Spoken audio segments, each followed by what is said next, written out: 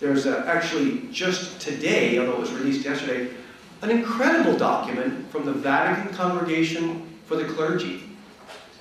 And it's a letter from the Cardinal Humus, to every bishop in the world asking for perpetual Eucharistic adoration. For what reason? In reparation for sins, for vocations to the priesthood, and for a spiritual renewal of the world. I can't imagine something we need more right now than that, along with the proclamation of this dogma.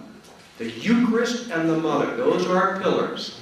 Doesn't matter where you are spiritually, if you're between those two pillars, you're in safety. The Eucharist and our Mother. So our Mother is the Ark of the New Covenant that brings us forward, and she is also the Queen Mother. In the Old Testament, the mother of the king was the special intercessor to the people. And when you got the Queen Mother, in Hebrew it's called the Gebira, you got the Queen Mother, you got the attention of the king. There's no better way of getting to the king than through the Queen Mother. And we've got that Queen Mother. And that's what our Mother is. She's the ultimate advocate from us to Jesus. So she's the co-redemptrix, she's the mediatrix, she's the advocate. This is church doctrine. Why then a dogma? Why is it so important to have a proclamation of this truth if it's already Catholic truth?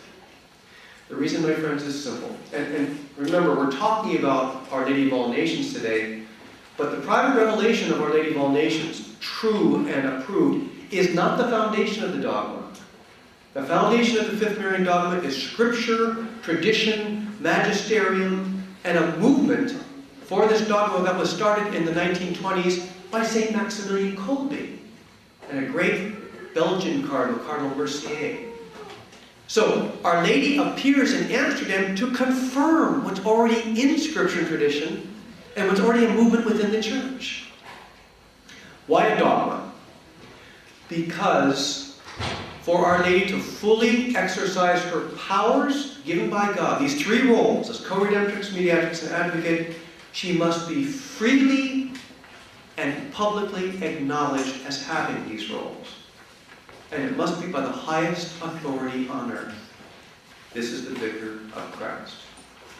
As we all know, Peter has the keys. The person with the keys is the person with the power. When the highest authority on earth recognizes these three roles of Our Lady, then and only then can she fully exercise these roles for us. And we know this is true because God does not force grace on us.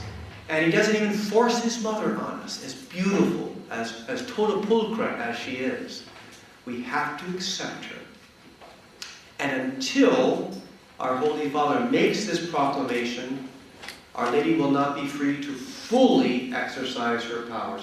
And what does that mean, fully exercise her powers? That means bringing peace to the world. That means the fulfillment of the promise of Fatima. In the end, my Immaculate Heart will triumph. And an era, a period of peace will be granted to the world.